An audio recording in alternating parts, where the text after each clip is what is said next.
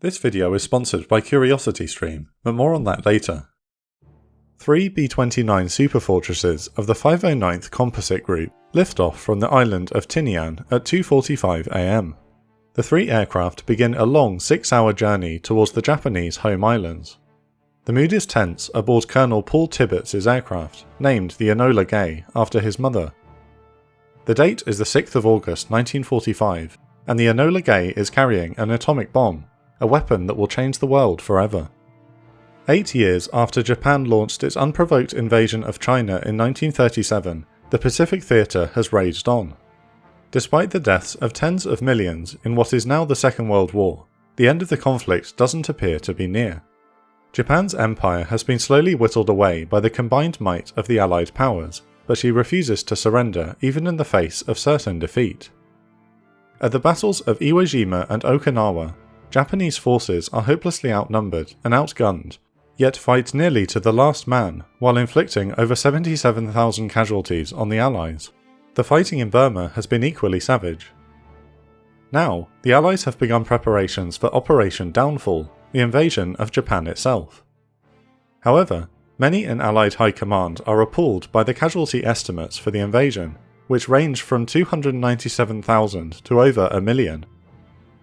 Fanatical kamikazes are expected to take a massive toll on the invaders, while the entirety of Japanese society will be mobilized to repel the attack. Upwards of 5 million Japanese citizens are expected to die in the invasion. With such a heavy cost associated with Operation Downfall, many, including new US President Harry Truman, have looked for other ways to end the war quickly without the need for an invasion. The United States may just have a way. On the 13th of August 1942, the first offices of the Manhattan Engineering District opened at 270 Broadway in New York City. Under the command of General Leslie Groves, the Manhattan Project, as it came to be known, had one goal: the creation of the most powerful weapon ever. Developing pre-war British nuclear research, under the supervision of General Groves and theoretical physicist J. Robert Oppenheimer, the Manhattan Project grew to employ over 600,000 predominantly Americans, Britons and Canadians, working feverishly to harness the power of the atom. On the 16th of July 1945, the first atomic bomb is successfully tested in Trinity, New Mexico. Armed with this knowledge, Truman, along with British Prime Minister Winston Churchill and Chinese nationalist leader Chiang Kai-shek, issue the Potsdam Declaration on the 26th of July 1945, calling for Japan to surrender unconditionally, or it will face prompt and utter destruction. The Japanese government ignores the ultimatum and continues to fight on. Desperate to avoid prolonging the war, Truman gives final approval to use the atomic bomb against a Japanese city on the 2nd of August. The day prior, the bomb, codenamed Little Boy, is fully assembled and ready for use. General Groves and a targeting committee have already narrowed down the list of potential targets to 4. The cities of Kokura, Nagasaki, Niigata and Hiroshima, which have gone relatively unscathed by bombing so far in the war. An hour before Tibbets took off, 3 weather aircraft lifted off from Tinian to reconnoitre the potential targets. Niigata has been ruled out due to weather concerns, leaving the 3 B-29s to report back on conditions over the other cities. Hiroshima, and its over 300,000 inhabitants, has already been chosen as the primary target, weather permitting. It is an industrial and transit hub for the enemy's war effort, while also serving as the headquarters of the Japanese Second Army. 43,000 Japanese troops are stationed in the city, which also boasts a large port. Furthermore, Hiroshima's flat topography will hopefully maximize the destructive potential of the bomb. A B-29 nicknamed Straight Flush is dispatched to the city to determine whether conditions are good enough for a bombing run. At 5:55 am Tinian time, Enola Gay arrives over the island of Iwo Jima and circles at 8,000 feet to wait for the 2 escorting superfortresses to catch up. But first, a quick word from this week's sponsor, CuriosityStream, a subscription streaming service that offers thousands of award-winning and original documentary films, shows and series that you can't find anywhere else. Content covers military history, science, nature, technology, music, food. There really is something for everyone.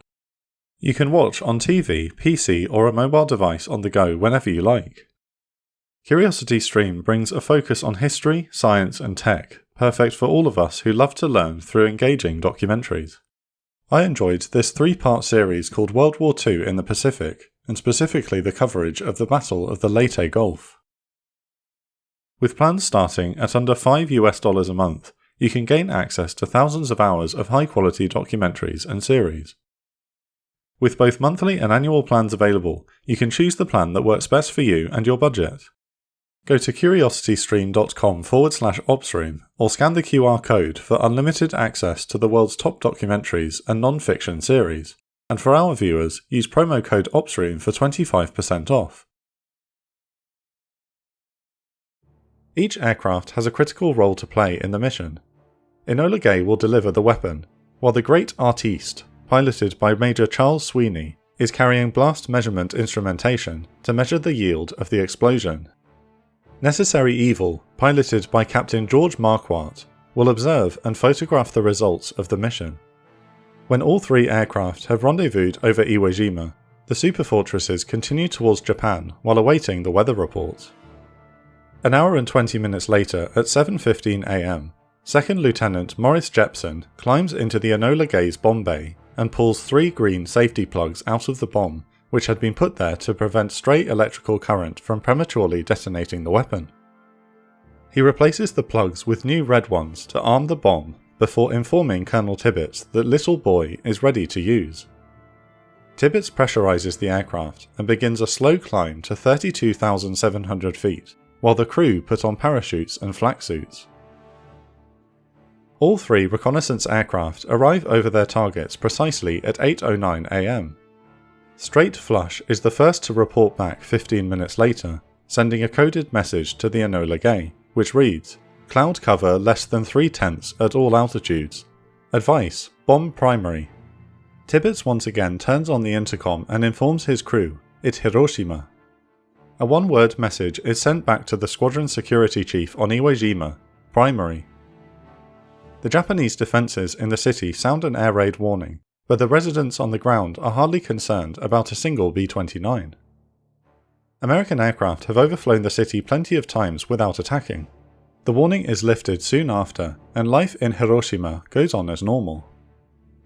At 9:05 am, the Enola Gay's navigator, Major Theodore Van Kirk, informs Colonel Tibbets that they are 10 minutes from the target. The aircraft is flying at 31,060 feet when the city comes into view, and Tibbets prepares for his bombing run. Cloud cover is at just 10%, far better than the minimum of 30% visibility required for the mission. At 9:12 am, control over the aircraft is handed over to the bombardier, Major Thomas Farabee, and Tibbets orders his crew to don dark Polaroid glasses to protect their eyes from the flash of the explosion. A Radio Hiroshima operator reports 3 aircraft in the skies above the city, and another air raid warning goes out. However, the warning is too late to allow any interceptors to scramble, and Japanese anti-aircraft batteries cannot hit the superfortresses at such high altitude. The aiming point for the bomb, the Ioi Bridge, comes into view at 9:14 am. Farabee calls out, "I've got it." The bomber continues to advance on its target. Little Boy has been set to airburst over the Ioi Bridge in order to cause the most damage possible. 58 seconds later, he shouts, "Bomb away," and the 9,700-pound Little Boy atomic bomb drops free from the bomb bay doors. Colonel Tibbets immediately throws the B-29 into a 155-degree hard turn to get away from the blast zone as quickly as possible. At the same time, escorting B-29, the Great Artiste drops instrument-bearing parachutes which will measure the impact of the explosion before also turning away. On the ground, Hiroshima's streets are packed with early morning rush hour traffic, and its residents have no idea of the impending catastrophe about to befall them. In the preceding days, American aircraft had dropped leaflets warning civilians to evacuate the city, but these are mostly ignored. An internal radar system tracks the bomb's descent as it plummets to Earth, travelling over 5 miles from the release point. At 1,968 feet above the ground, the radar altimeter and barometric sensors initiate the detonation.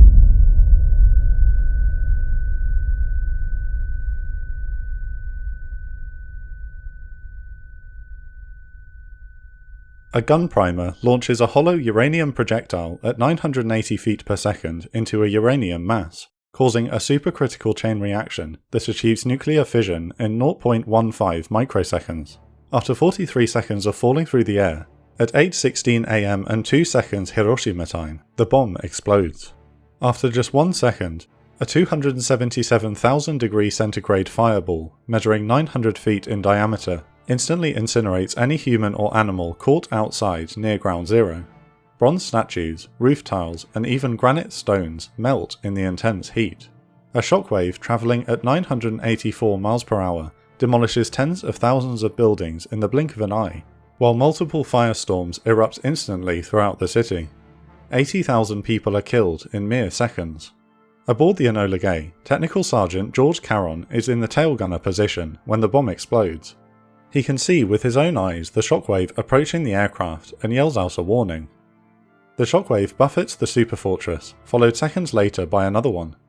Caron snaps the only official photographs of the explosion while describing what he sees to Colonel Tibbets. A column of smoke rising fast, with a fiery red core. A bubbling mass, purple-grey in colour, like a mass of bubbling molasses. The mushroom is spreading out. It's maybe a mile or two wide and a half a mile high. He would later characterise what he saw as a peep into hell.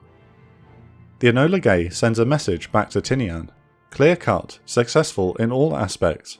Conditions normal in airplane following delivery. Proceeding to base.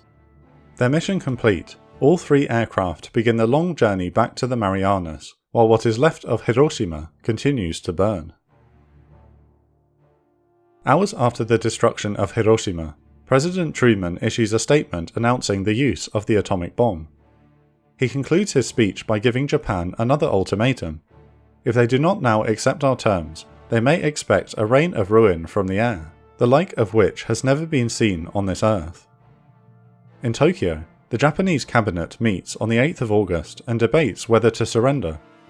Foreign Minister Togo Shigenori suggests that they should accept the terms of the Potsdam Declaration, but the cabinet cannot come to a unanimous decision. Prime Minister Kantaro Suzuki proclaims that the war will go on, but the Foreign Minister asks Japan's ambassador to the Soviet Union to persuade the Soviets to mediate negotiations. Instead, the ambassador is informed by Soviet Foreign Minister Molotov that the USSR is now in a state of war with Japan, effective the next day. On the 9th of August, Soviet forces invade Japanese-occupied Manchuria. Meanwhile, a second atomic bomb, codenamed Fat Man, is ready for use. With no sign from the Japanese government, the decision has been made to attack another city. This time, the primary target will be Kokura, and the secondary will be Nagasaki. The mission begins similarly to the attack on Hiroshima, as 2 weather reconnaissance B-29s are sent to scout the targets early in the morning. Enola Gay is back in the air to gauge conditions over Kokura, while Major Charles Sweeney will pilot the delivery aircraft, a B-29 named Boxcar. However, during pre-flight checks it had been discovered that the fuel pump for one of the reserve tanks had malfunctioned, which significantly cut the amount of time the B-29 can remain in the air. After a short discussion, the decision was made to continue with the mission. At 3:47 am, Boxcar and its support aircraft, the Great Artiste and Big Stink, lifted off from Tinian and made their way towards the rendezvous point at Yakushima Island. Unlike the mission 3 days prior, this operation is far from smooth. 2 hours into the flight, a red warning light on Fat Man's fuse monitor unexpectedly starts flashing, which indicates that some of the bomb's fuses have been activated. Fearing the bomb is about to detonate on its own, weaponeer Frederick Ashworth goes to investigate and discovers that ground technicians accidentally misaligned 2 circuit switches. Ashworth quickly solves the issue, and every man on the aircraft breathes a sigh of relief. When Boxcar arrives at Yakushima Island at 9:10 am, the Great Artiste soon joins, but not the Big Stink. Despite being told to wait no longer than 15 minutes, Major Sweeney circles for 40 minutes, awaiting the final B-29. However, the Big Stink has got lost in dense clouds and will not make it to the rendezvous point. After receiving word from the Enola Gay that weather above Kokura offers enough visibility for a bomb run, Sweeney decides to proceed with the mission, and sets course for Kokura at 9:50 am. Fat Man is armed, and the crew prepares themselves for the climactic moment ahead. Meanwhile, weather conditions begin to deteriorate over Kokura just as Enola Gay has left the area. Worse yet, Japanese defences are put on alert after the departure of the weather aircraft, which will make the mission even more difficult. Boxcar and the Great Artiste arrive over Kokura at 10:44 to find the city shrouded in clouds and dark smoke. The aircraft initiate a bombing run, but the bombardier, Captain Kermit K. Bien, reports to Sweeney that he can't find the aim point through the clouds and smoke. Sweeney has been strictly ordered to bomb visually rather than using unreliable radar guidance, so the placement can be as close to the target as possible. Both aircraft break off the bombing run and try again, but Bien again can't find the aim point. Smoke from an American firebombing attack on the nearby city of Yawata is obscuring the target, and the Japanese industrial factories in the area are producing thick black smoke.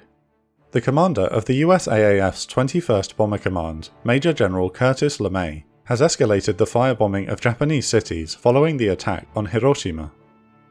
Although the renewed strategic bombing campaign is intended to bludgeon the enemy into surrendering, it is now working against this mission. By the third run, Boxcar is running out of fuel after spending 45 minutes above Kokura, and enemy fighters have been detected on radar. The third run also fails, and Sweeney has a decision to make. If he continues waiting for conditions to improve over Kokura, he risks a run-in with Japanese interceptors. He could cancel the mission and make an emergency landing on Okinawa with Fat Man still aboard, or he could continue to the secondary target of Nagasaki, which is 95 miles away. At 11:32 am, Sweeney decides to make for Nagasaki, along with the Great Artiste. The city of Kokura has been spared from the destruction thanks in part to the delay over Yakushima Island, spawning the Japanese expression Kokura luck to describe the lucky avoidance of great misfortune. Now it is Nagasaki which is in danger. The city of Nagasaki is one of the most important industrial centres in the Japanese Empire. 2 Mitsubishi factories operate within the city limits, including the Mitsubishi torpedo plant, which mass produces the potent Long Lance torpedo. Additionally, the city of 286,000 people is home to a major port area with shipyards vital to the Japanese war effort. It takes just 34 minutes for the superfortresses to arrive at Nagasaki, but Major Sweeney is disappointed to see that weather conditions have also deteriorated here. After deliberating with the crew for 2 minutes, Sweeney decides to make one pass over the target. If Bombardier Bien fails to locate the target, the bombing will be aborted. At 11:58 am, Boxcar begins its final bombing run. At this precise moment, the Japanese Imperial Supreme War Council is meeting in Tokyo to discuss a conditional surrender to the Allies. The cloud cover is still too thick over Nagasaki, forcing Captain Bien to navigate using radar. He scans the city through the bomb site before spotting a small break in the clouds 2 miles north of the ideal aim point. Knowing it's now or never, Bien calls out "bombs away" before immediately correcting himself, "bomb away." Fat Man falls free, and Boxcar along with the Great Artiste flee from the target. Unlike Little Boy, which was an enriched uranium gun-fired weapon, Fat Man is a plutonium implosion bomb. After falling for 43 seconds, the barometric sensors inside the bomb trigger the fission process. Detonators on the surface of a sphere of high explosives are fired simultaneously to produce inward pressure on a subcritical mass of plutonium, releasing a massive amount of energy. At 11:02 Nagasaki time, the bomb detonates at an altitude of about 1,650 feet in a small valley within the city limits. The blast razes much of the area to the ground in seconds, killing approximately 40,000 people instantly. 3 shockwaves radiate out from the hypocenter, jolting Boxcar and the Great Artiste, which are flying south towards Okinawa. Since the bomb has exploded in a valley, much of Nagasaki has been shielded from the worst effects of the blast, in contrast to the flat plain of Hiroshima. However, 44% of the city has been destroyed in the attack. 28 minutes later, the Japanese War Cabinet in Tokyo receives word that another atomic bomb has hit Nagasaki. Despite losing 2 engines to fuel starvation, Boxcar will make a successful emergency landing at Okinawa before returning to Tinian later that night. The Imperial War Council is stunned by the twin shocks of the Soviet declaration of war and the attack on Nagasaki. The realization that the United States has built up a stockpile of nuclear weapons has a powerful impact on many in the Japanese cabinet. President Truman announces the bombing to the American public and concludes his statement by threatening to use the bomb again. We shall continue to use it until we completely destroy Japan's power to make war. Only a Japanese surrender will stop us. 5 days of tortuous negotiations proceed, in which the Imperial War Council goes back and forth on whether to accept the terms of the Potsdam Declaration. Finally, on the 14th of August, Emperor Hirohito announces to his cabinet that the war must end. "I do not wish my people to fall into deeper distress or destroy our culture," he tells them. "The time has come when we must bear the unbearable." Later that day, fanatical officers attempt a coup to stop the surrender, but their efforts fail. On the 15th of August 1945, Emperor Hirohito addresses the nation over the radio to announce that Japan has surrendered. The Second World War is over. The attacks on Hiroshima and Nagasaki have changed warfare. The United States has obliterated 2 major cities with the most powerful weapon ever used. According to a 1975 investigative report by the United Nations Non-Governmental Organizations Committee, between 100,000 and 140,000 people are killed in Hiroshima, while another 70,000 are killed in Nagasaki. Over 150,000 have been wounded, and many will suffer from the effects of radiation sickness for the rest of their lives. The vast majority of those who have perished are civilians. Colonel Paul Tibbets is awarded the Distinguished Service Cross after the bombings, and the 509th Composite Group will later be awarded an Air Force Outstanding Unit Award in 1999.